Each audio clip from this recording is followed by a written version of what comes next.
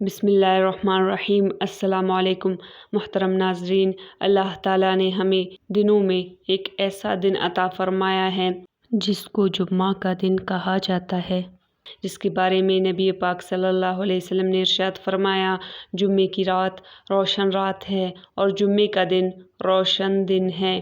جمعہ کے دن کی فضیلت کے بارے میں حدیث میں آتا ہے کہ نبی پاک صلی اللہ علیہ وسلم نے فرمایا، جمعہ کا دن تمام دنوں سے بہتر ہے۔ اسی میں حضرت آدم علیہ السلام پیدا کیے گئے اور اسی دن وہ جنت میں داخل کیے گئے اور اسی دن جنت سے باہر لائے گئے اور قیامت بھی اسی دن قائم ہوگی۔ ایک اور جگہ ارشاد فرمایا نبی پاک صلی اللہ علیہ وسلم نے، جمعہ میں ایک وقت ایسا ہے کہ اگر مسلمان اس وقت اللہ سے دعا کرے تو وہ ضرور قبول ہوگی۔ اس بارے میں علماء کرام کی مختلف آرائیں ہیں۔ ایک رائے یہ ہے کہ وہ وقت جمعہ کے دن کی آخر میں ہے۔ حضرت فاطمہ رضی اللہ تعالی عنہا جمعہ کے دن کسی خادمہ کو حکم دیتی کہ جب جمعہ کا دن ختم ہونے لگے تو ان کو بتا دے تاکہ وہ اس وقت ذکر اور دعا میں مشغول ہو جائے۔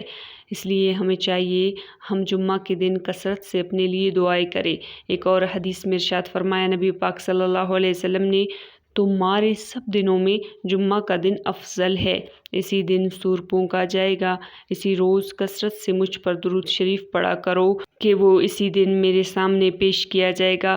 صحابہ کرام رضی اللہ عنہم اجمعین نے عرض کیا، یا رسول اللہ، آپ پر کیسے پیش کیا جاتا ہے حالانکہ وفات کے بعد آپ کی ہڈیاں بھی نہ ہوں گے؟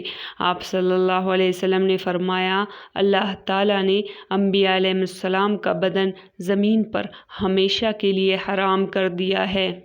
ایک اور جگہ نبی کریم صلی اللہ علیہ وسلم نے فرمایا، شاہد سے مراد جمعہ کا دن ہے، جمعہ سے زیادہ کوئی دن مقدس نہیں۔ اس میں ایک وقت ایسا ہے کہ کوئی مسلمان اس میں جو بھی دعا کرے اللہ تعالیٰ قبول فرماتا ہے اور جس چیز سے پناہ مانگے اللہ تعالیٰ اس کو پناہ دیتا ہے۔ اس لیے ہمیں چاہیے کہ جمعہ کے دن ہم کثرت سے عبادت کریں اور اس کے علاوہ درود السلام کی کثرت کریں تاکہ یہ فضائل و برکات ہمیں حاصل ہو سکے۔